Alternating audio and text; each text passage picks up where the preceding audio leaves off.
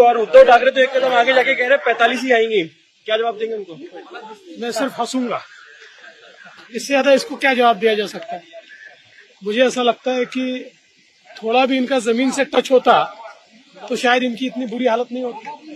उत्तम जानकर आज सकाळी परत साहेबांना भेटून गेले, फॉर्मरला भेटले होते, जॉबवरनी आले, नेमकं त्यांचं त्यावेळी समाधान झालं नव्हतं का?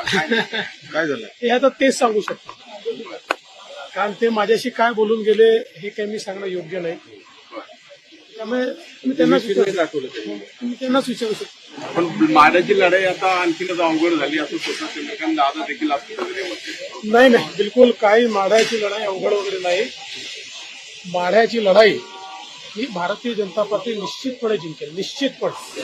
चंद्रकांत दादा आज बोलताना एक विषय त्यांनी मांडलाय की मौर्या सरकारच्या काळामध्ये देवेंद्रजींना कधी पण अटक होऊ शकत होती, आम्ही कुठल्या परिस्थितीत दिवस काढले तुम्हाला माहिती नाही, असं काय खरोखर काही गंभीर घडत होतं? हे तर मी सांगितलंच आहे, कशा प्रकारचं कटकारस्थान त्यावेळेस होत होतं, त्यांना सापडत काही नव्हतं। प्रयत्न खूप केले, खोट्या केसेस तयार करायचा प्रयत्न केला, अनेक गोष्टी केल्या। आता या संदर्भात कधीतरी अजून सविस्तर बोलू। उद्या मोठं शक्ती प्रदर्शन तुम्ही अर्ज दाखल करताय, कशा पद्धतीने रिस्पॉन्स मिळतो वेगवेगळ्या ठिकाणी? उद्या खरं म्हणजे बारामतीची देशाचं लक्ष लागलेली निवडणूक। मला असं वाटतं की बारामती असेल, सांगली असेल किंवा सातारा असेल, तिन्ही ठिकाणी आम्ही अर्ज दाखल करतो आणि मला पूर्ण विश्वास आहे, कारण मी यापूर्वी देखील सांगितलं की ही लढाई देशाच्या पंतप्रधान पदाची लढाई आहे।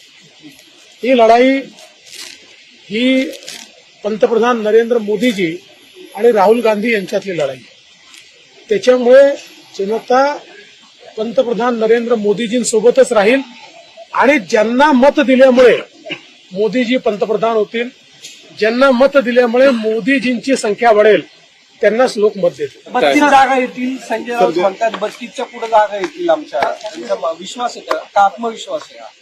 कोण संजय राऊत असं दलवीर सिंग यादव यांनी घटना बदलण्याचं पुन्हा एकदा 405 साठी विधान केलेलं आहे। दलवीर सिंग यादव हे भाजपच्या 412 घोषणा पुन्हा संविधान बदलायचं मला माहित नाही कोण काय बोलताय, मला माहित नाही कोण काय बोलताय। या देशाचा विश्वास हा प्रधानमंत्री नरेंद्र मोदीजींवर आहे आणि मोदीजींनी अतिशय स्पष्टपणे सांगितलेलं आहे की मला कुठल्याही गीता, बायबल, कुराणपेक्षा देखील देशाची राज्यघटना महत्वाची आहे। देशाची राज्यघटना आहे म्हणून चहा विकणारा पोरगा आज देशाचा पंतप्रधान आहे।